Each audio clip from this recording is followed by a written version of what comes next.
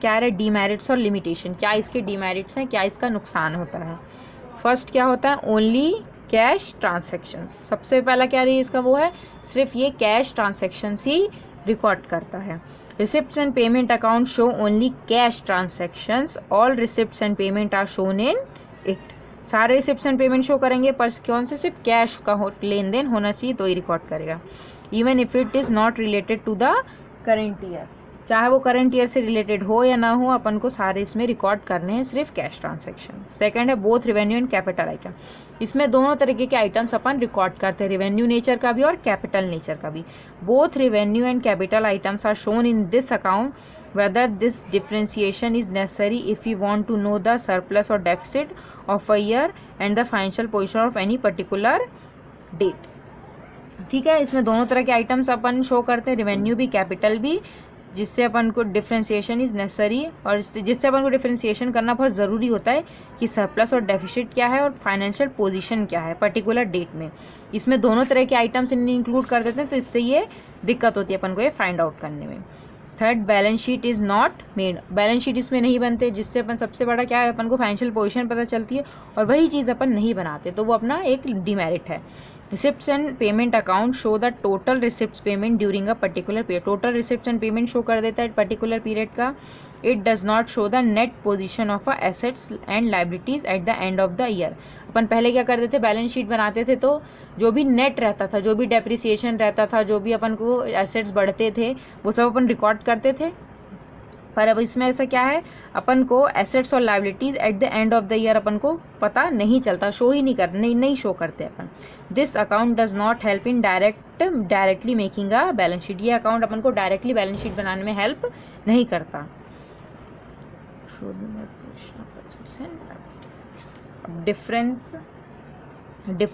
Difference दिया है receipts and payment account and cash book का, दोनों में क्या डिफरेंस होता है। फर्स्ट क्या है, accounting date. Accounting date entries are not recorded date wise. Receipts and payment में क्या होता है, डेट वाइज अपन एंट्री रिकॉर्ड नहीं करते हैं, क्योंकि ये पूरे साल का एक बार आखिरी में होता है, इसलिए डेट इसमें नहीं अपन मेंशन करते, डेट अपन टॉप में मेंशन करते हैं सिर्फ। कैश बुक में क्या होता है, रिकॉर्ड होता है डेट वाइज, डेली का ट्रांजैक्शन रिकॉर्ड करते हैं date wise. Periodicity, it is prepare at the end of the year. ये कब प्रिपेयर होता है, एंड ऑफ द ईयर में। In the cash account cash book transactions are recorded daily. इसमें सिर्फ एंड ऑफ द ईयर में prepare होंगे, इसमें डेली प्रिपेयर करेंगे। समराइजेशन में, it is a summary of cash book. ये क्या है, समरी है कैश बुक का। It is the summary of cash account in a ledger. ये क्या है, ये भी समरी है कैश अकाउंट का लेजर में। ठीक है। Classification, all receipts and payment are classified in appropriate heading. जो भी रिसिप्ट्स एंड पेमेंट है वो क्लासिफाइड होते हैं, एक अप्रोप्रिएट हेडिंग में लिया जाता है। और इसमें क्या है, the receipts and payments are not classified in headings. इसमें रिसिप्ट एंड पेमेंट को क्लासिफाइड नहीं किया जाता हेडिंग्स में। फिफ्थ अपना है concern. It is prepared only by non trading concern and by professionals. इसको सिर्फ प्रोफेशनल्स और सिर्फ नॉन ट्रेडिंग कंसर्न ही इसको प्रिपेयर करते हैं। ठीक है। और कैश बुक को कौन प्रिपेयर करता है, it is prepared by both. इसको दोनों तरीके के लोग प्रिपेयर कर सकते हैं, ट्रेडिंग भी बना सकते हैं और नॉन ट्रेडिंग कंसर्न भी इसको बना सकते हैं। ट्रेडिंग मतलब क्या होता है, जो पैसे से डील करते हैं, जिनका मेन मोटिव क्या होता है, अर्निंग प्रॉफिट। और नॉन ट्रेडिंग कंसर्न का क्या होता है, जिनका मेन मोटिव होता है for welfare of the society. Basis क्या होता है, cash book is the basis of preparing this account. इसका बेसिस मतलब अपन इस चीज़ को अपन किसके बेसिस पे बना सकते हैं। तो रिसिप्ट एंड पेमेंट को अपन किसके बेसिस पे बनाते हैं, कैश बुक के बेसिस पे बनाते हैं।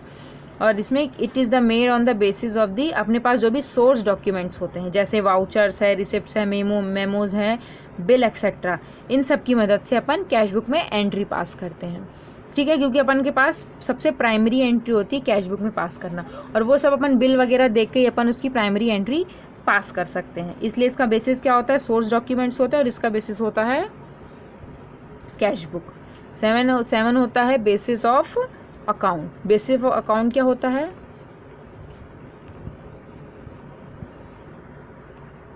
बेसिस ऑफ अकाउंट क्या होता है, it is the basis of income and expenditure account. ये किसका बेसिस होता है, इनकम एंड एक्सपेंडिचर अकाउंट का बेसिस होता है। It is the basis of receipts and payment account. अभी देखो, अपन सबसे पहले सारे सोर्स डॉक्यूमेंट से अपन कैश अकाउंट बनाएंगे, कैश अकाउंट के बाद अपन रिसिप्ट्स एंड पेमेंट बनाएंगे, रिसिप्ट्स एंड पेमेंट के बाद अपन क्या बनाएंगे, इनकम एंड एक्सपेंडिचर अकाउंट बनाएंगे। तो रिसिप्ट्स एंड पेमेंट किसका बेसिस होता है, इनकम एंड एक्सपेंडिचर का, और कैश बुक किसका बेसिस होता है, रिसिप्ट्स एंड पेमेंट अकाउंट का। ठीक है। Statement, it is an annual statement and it is prepared separately. ये एक एनुअल स्टेटमेंट होता है और इसको अपन एक अलग तरीके से बिल्कुल सेपरेटली अपन इसको प्रिपेयर करते हैं। और cash book, it is not a statement, it is a necessary book of accountancy. ये कोई स्टेटमेंट नहीं है, पर ये क्या है, एक नेसेसरी बुक है, इम्पॉर्टेंट बुक है अकाउंटेंसी का। ठीक है।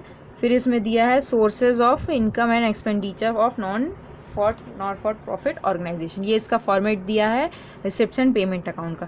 बिल्कुल ये फॉर्मेट आपको पढ़ लेना है, बिल्कुल अच्छी तरीके से रट लेना, जिससे आपको पूरी आसानी होगी कि कौन सा आइटम किस साइड शो होता है। जैसे trading and loss account, profit and loss मैंने पढ़ा था, बिल्कुल सेम ये उसी तरीके से है।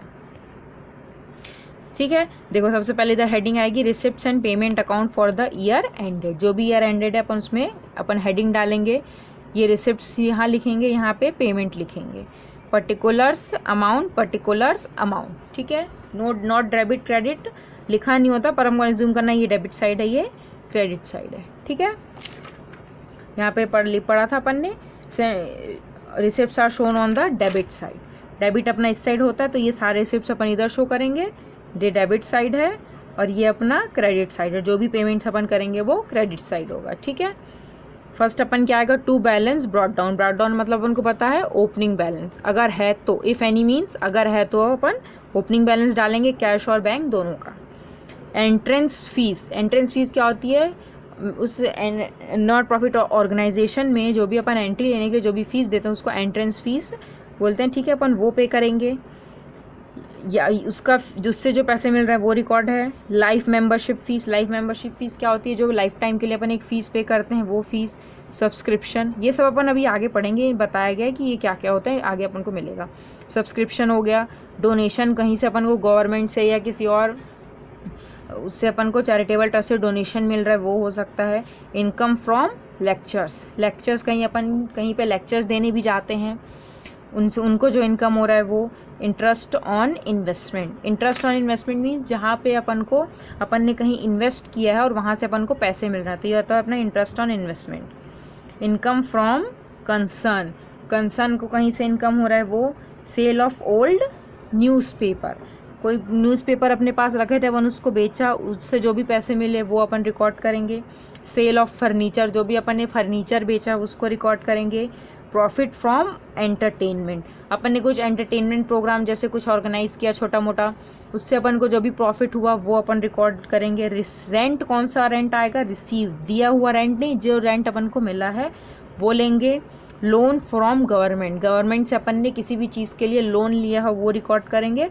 And other receipts. ठीक है। अदर मतलब और भी कई प्रकार के रिसिप्ट्स हो सकते हैं। नेक्स्ट अब इस साइड क्या आएगा अपना, payment side, credit side. Bye rent and rates, जो अपन ने क्या करे हैं, पे करे हैं, दिए हैं। रेंट्स एंड रेट जो अपन ने पे करे हैं। चाहो तो आप ये फॉर्मेट आप बना भी सकते हैं। By salaries by electricity. Salaries मतलब पता है अपन ने अपने ऑर्गेनाइजेशन में जो भी काम कर रहे हैं उसको अपन सैलरी दे रहे हैं वो। इलेक्ट्रिसिटी बिल पे कर रहे हैं, बिजली का बिल। फर्नीचर खरीद के लाए हैं वो। ऑफिस एक्सपेंसेस, ऑफिस के जो भी खर्चे होते हैं वो पे कर रहे हैं। Printing and stationery. Library books में जो भी लाइब्रेरी अपन वो खरीद के लाए हैं वो।